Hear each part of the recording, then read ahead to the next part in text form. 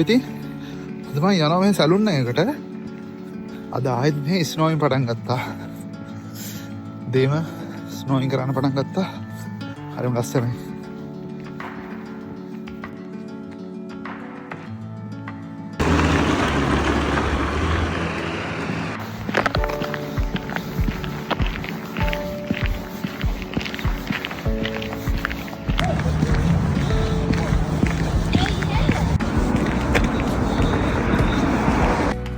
එලෝ ඉතින් මාස් සැලුන් එකට ගිහිල්ලා කොණ්ඩේ කපා ගත්තා.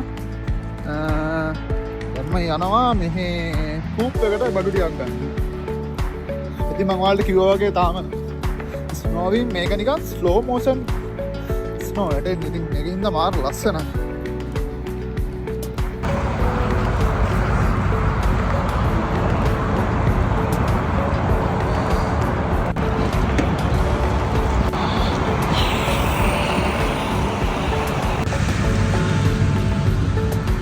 එදොතින් මම ආව කූප් එකට.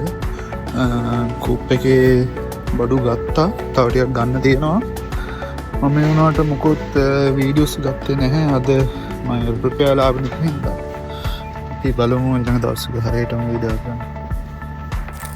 මම නිකන් ක්‍රැකර්ස් බැලුවා. බලද්දී ක්‍රීම් එක විහිළක දෙනකොට හම්බුණා මට.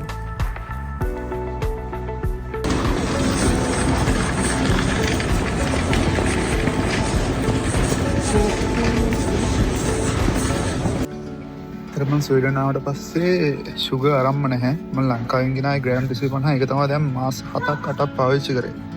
මම අද ගත්ත සුගර් එක. මේක ග්‍රෑම් 500ක් තියෙනවා. මම හිතනවා මේක අවුරුද්දකට වැඩිය මට පාවිච්චි කරන්න පුළුවන් කියලා. මේ තියෙනවා හාල්. මේ පොඩි පොඩි කිලෝ එකේ දෙකේ පැක් තමයි තියෙන්නේ. මම දැන් ලංකාවේ වගේ එහෙම තිබ්බනම් කොහොමද ඒක කරන්න නේද? ඉතින් මේ බලන්න මේ මෙහි ස්පයිසි තියෙන විදිහ.